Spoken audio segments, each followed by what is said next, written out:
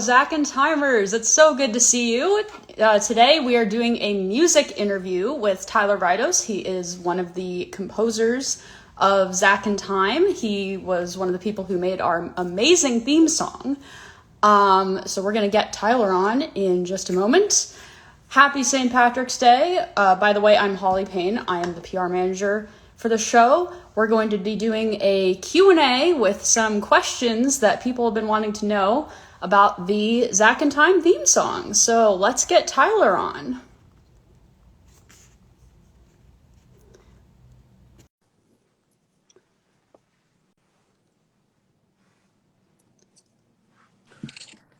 Hi, Tyler.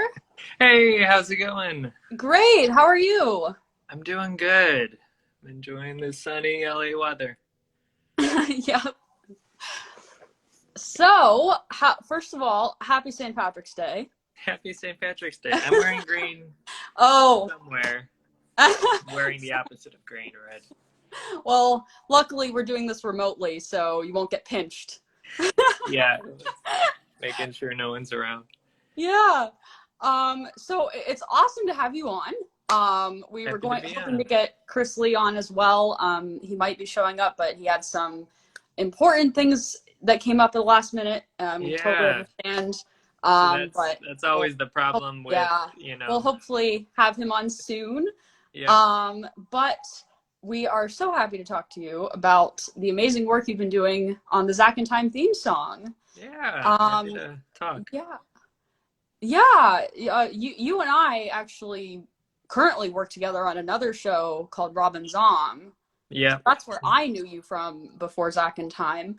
But how long exactly. have you been making music, and what are some other projects you've worked on? Yeah, I've been making music my whole life. I have really old photos of myself like picking up a guitar, being like a toddler. My dad's old guitars in the attic, and so throughout middle school and high school, I played in bands, and I actually got involved in a short film when I was in high school with a fellow director who had me on, and uh, yeah, the rest is history. I've been pursuing film music and TV animation for maybe oh, uh, a little over 10 years now. Wow, Yeah. that's a long time.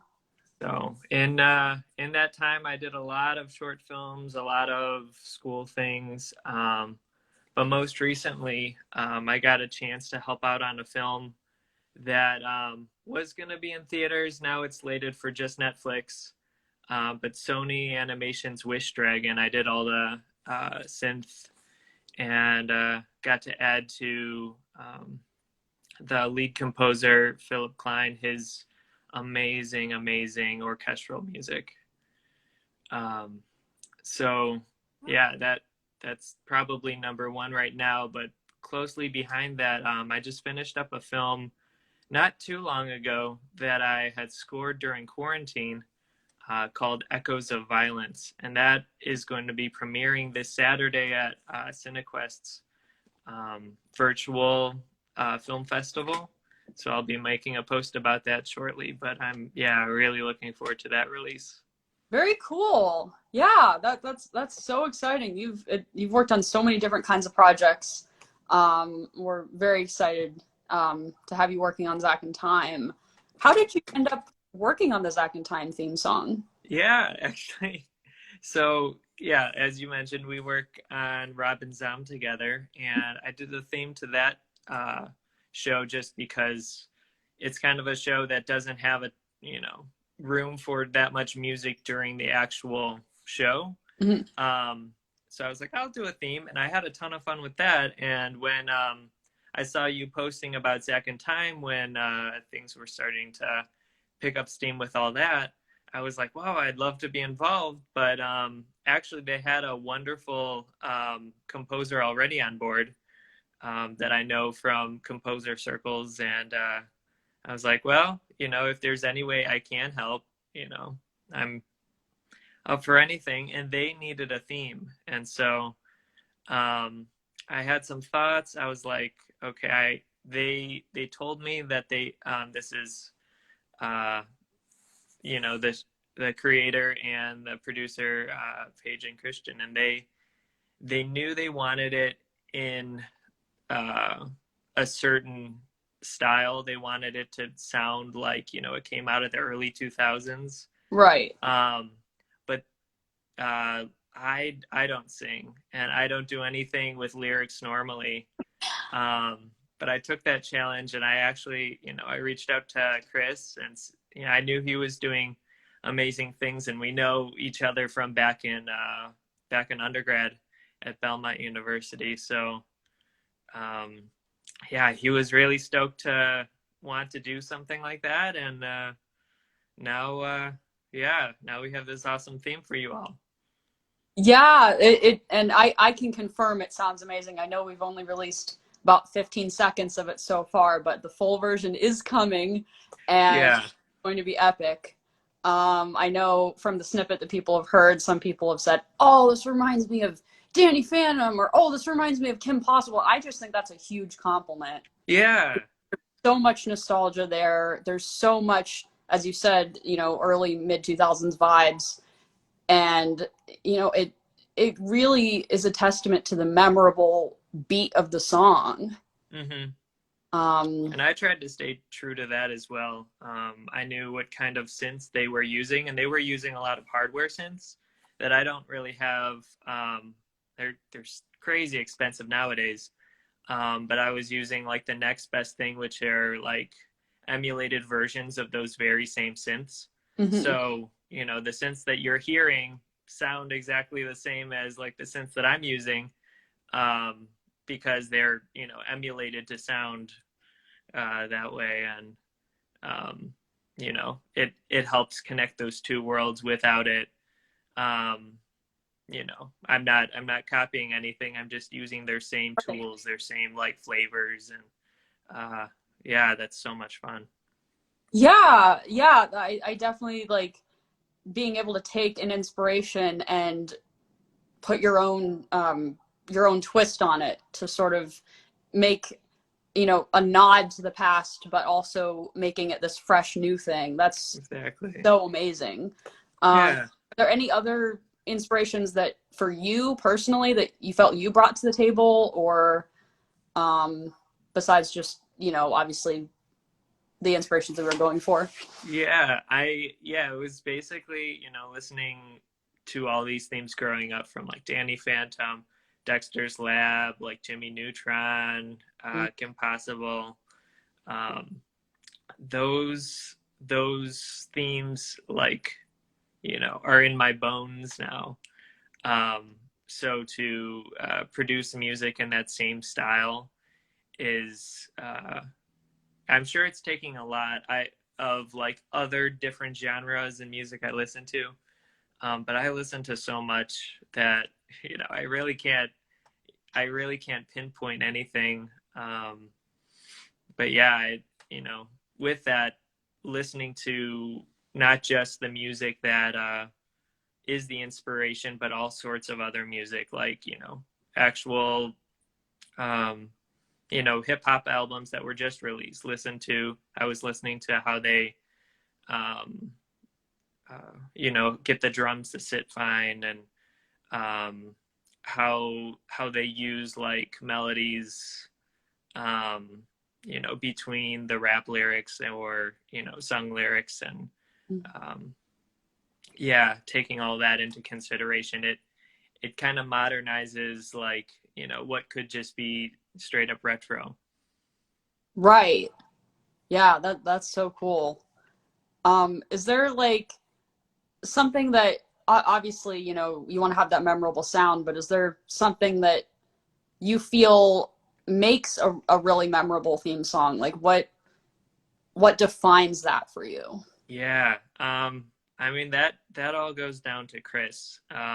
It's hands down vocal delivery.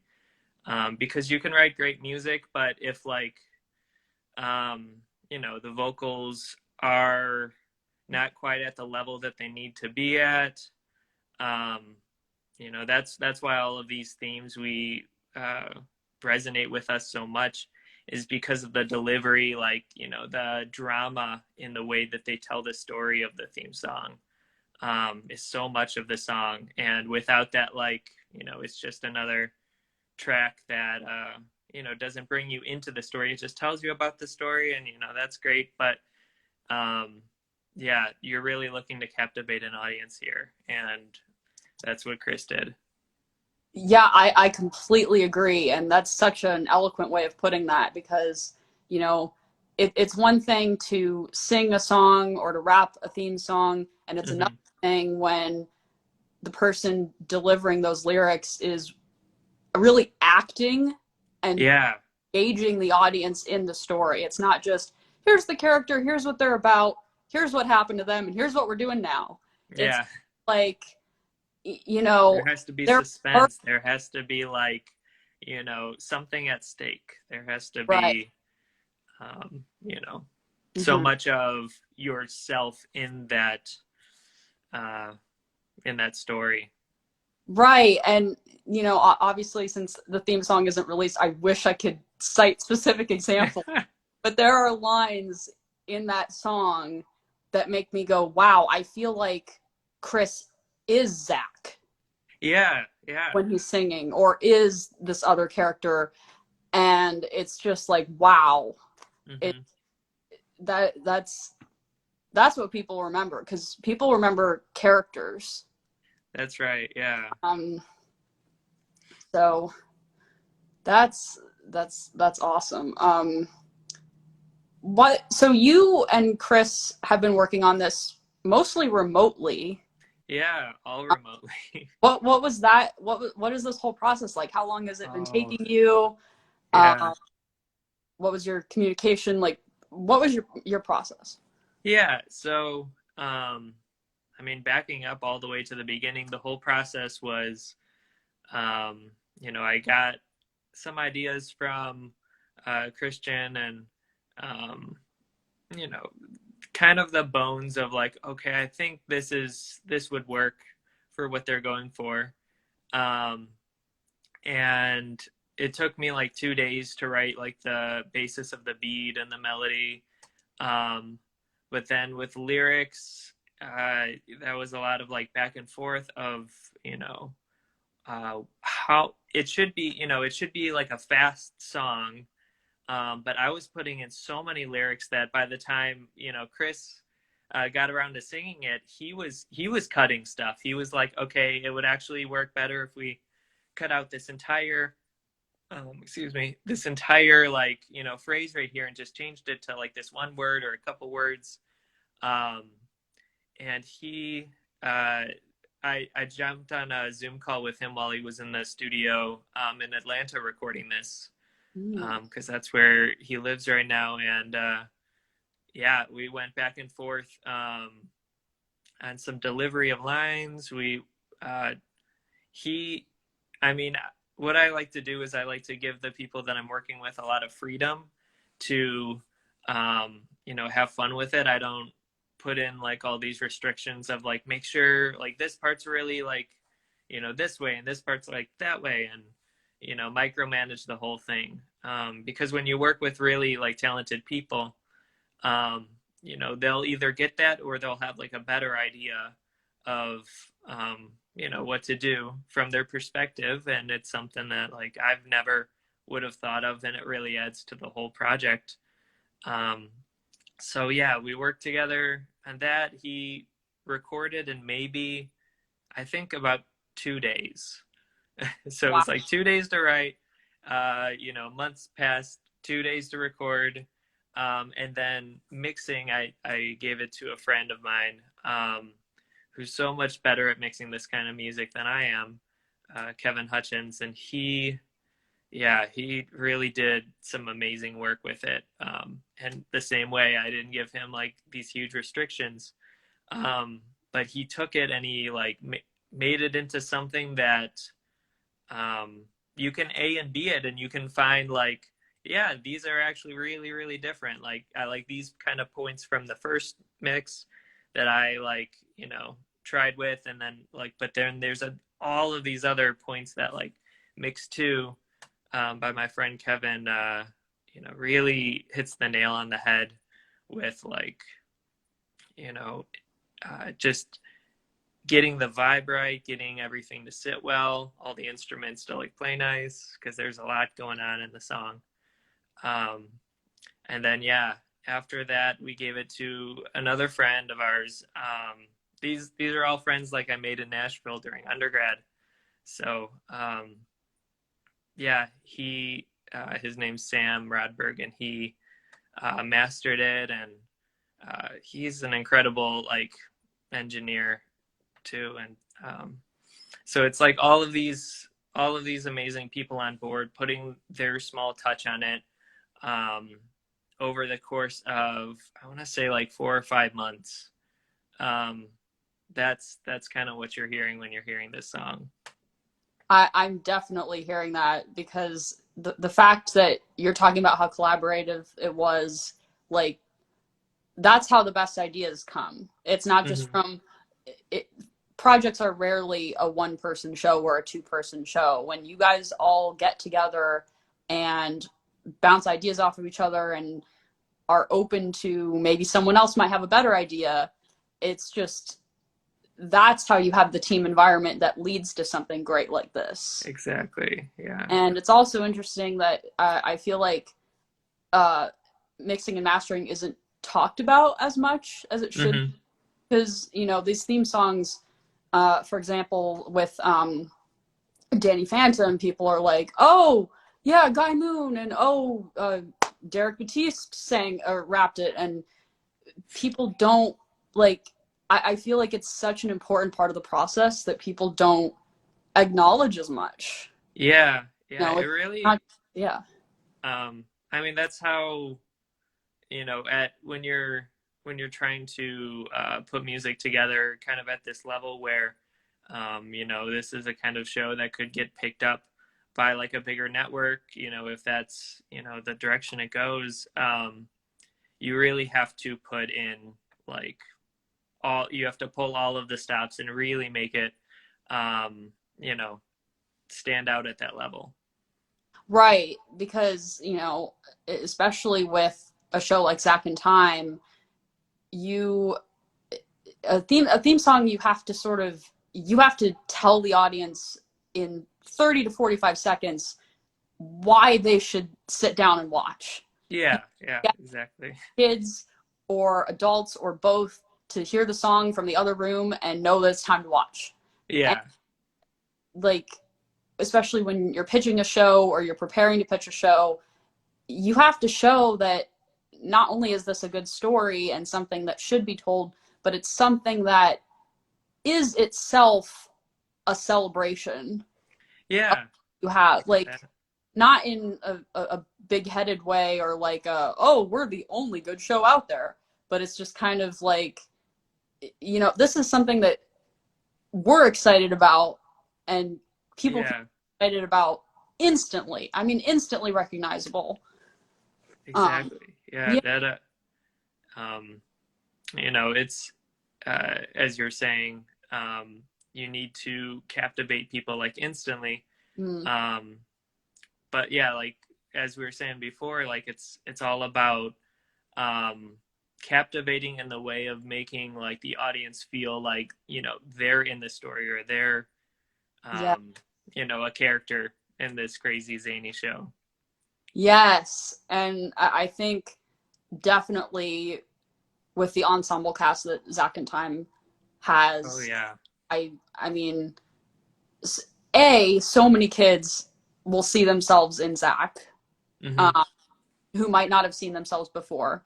And then you have this whole cast of characters with such different personalities and motivations and gray areas of reasoning behind what they do. And it's just like, I feel like there's something for everybody.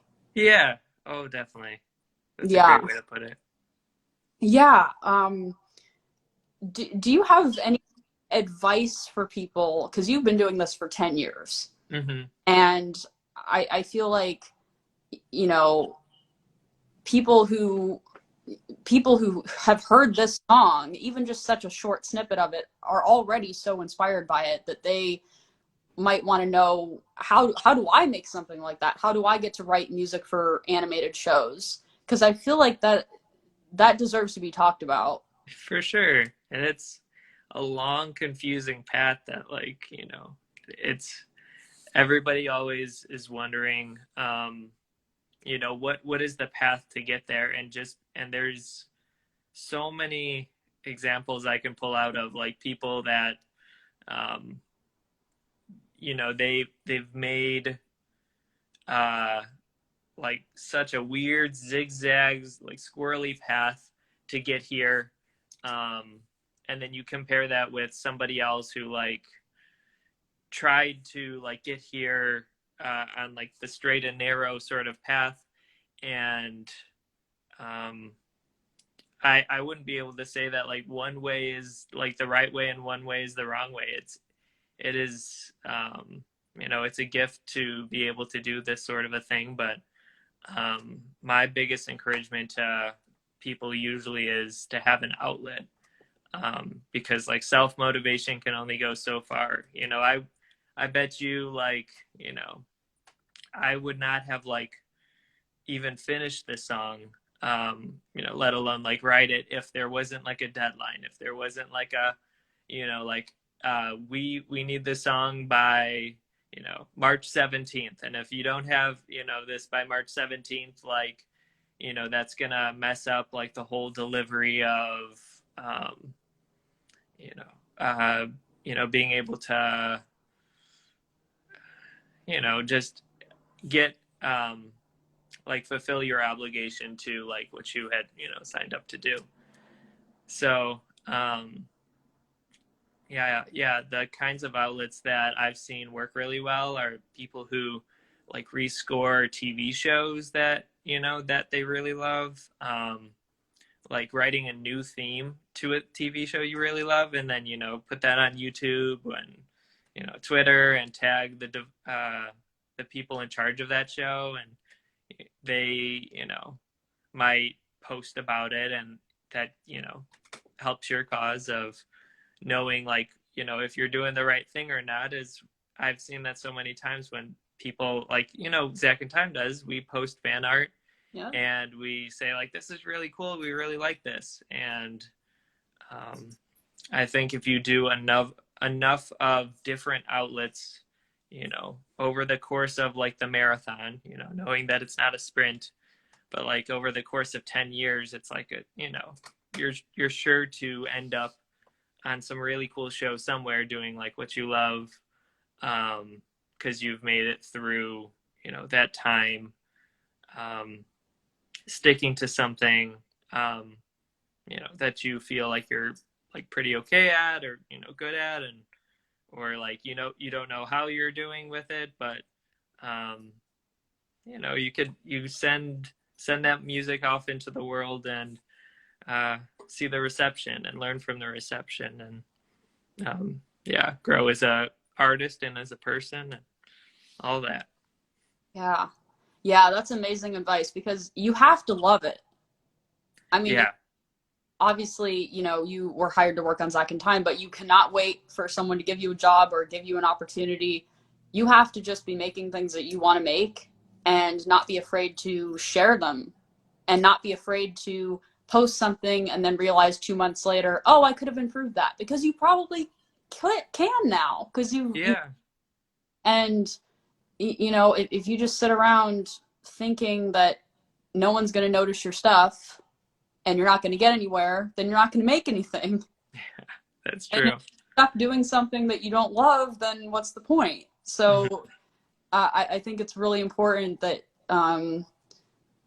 if you don't have an imposed deadline by someone that you work for, you Yeah, have to make those deadlines yourself. yeah, Yeah, or even, you one know, song. get your followers to, you know, keep you honest to those deadlines. You have Yeah, your, you know, start growing like a base of people who are interested in, you know, what you're producing, and tell them like every Friday I'm making a release. So you know that if you don't make that release on Friday, someone's going to be let down or someone's going to hold you to that. And I think that's, as important as the art that you're making.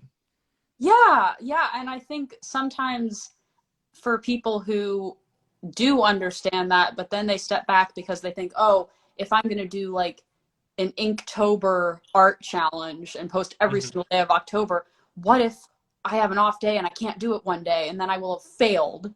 Like, Yeah, you have that's to balance motivation with, obviously self-care and being proud of all the work that you've done and exactly. Yeah, realize what the point of it is anyway.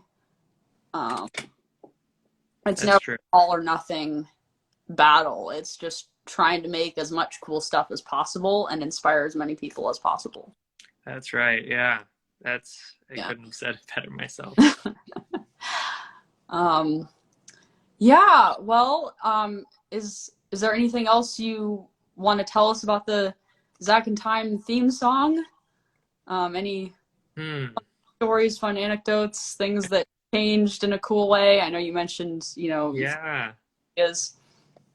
Well, let's see. I think, I think it's gonna be, um, what's the coolest thing about it is just being able to, um, have some of these, really amazing, talented people, um, on board, like, Mr. Hull's, Brian, right? Mhm. And he is, yeah, he's such a great voice actor, Mhm. um, and has like a huge following. And same thing with Chris. Chris, is actually more well known for what he's doing right now. And they're working on, new episodes for, Legacies, the CW show. Mhm. So he, um, I've seen, like Legacies, and I've known Chris for a while, and I'm like, if he can, and he does a lot of singing on Legacies too. They do a lot of songs on that show. Um, yeah, if we could have him on board, if he would be like, excited enough to, um, jump on board with this whole crazy project, that we could really, uh, it's all about like momentum, like putting, um, the best people on something, and sooner or later that momentum keeps picking up more, interested parties, that, really helps this thing really get to where it needs to get to. um, as a show like Zack in Time could easily just, um, they really try to get some fans, but at the end of the day, like, that's hard work, and maybe, like, everybody gets busy or things die down, and it's hard to keep up that initial excitement. But when you have, um, you know, people who are wanting to be that momentum, and fans that are wanting to like share, like, with their friends, and, um, that explodes into people, interested in like funding a show like this, and, helping the people that are creating it like do it full time, that they could spend so much time and energy making it like the best, show that it could possibly be. um, so I'm again just really excited that all of these amazing people are on board, because that really does make a difference in terms of, like, a show, not having enough funding to really be at the level that it needs to be like effective. And then, yeah, it makes me really excited for Zack in Time. Me too. We have such an amazing team, and it's definitely been so cool for me to be engaging with all of these fans who, anytime we post a piece of fan art or a clip, um, they want to see more. And it's Yeah. really amazing. We have so many people working on the show remotely, during quarantine that is not picked up by a network. It's all independent thus far. And, Yep. you know, a lot of people have been asking, when's the show coming out? When's the show coming out? Yeah. Working on a teaser trailer. Okay. Yeah. We'll be posting on our social media, so we will definitely be announcing when that is about to drop. Oh, that's so Um, exciting. but it's looking really good. Um, Okay. yes, and people can be sure to follow our Instagram because when we hit 1,000 followers, we're going to be giving away a poster signed by Christian Haynes, the creator. Wow. So, and we're almost there, in fact, as of this video. So that's Goodness. um. So that is very exciting. Yeah. Excited to Yeah. have you on the team and be part of this team with you, and I'm excited to see what happens for Zack In Time. Yep. Me too. Yeah. Well, Well, Tyler, it has been awesome talking to you. We've all enjoyed hearing the story of the Zack In Time music process. yeah. Thank you so much for having me on and Of course. hosting. Well, you have a great rest of your day. You too. Take care, Hallie. Take care. Bye. Bye.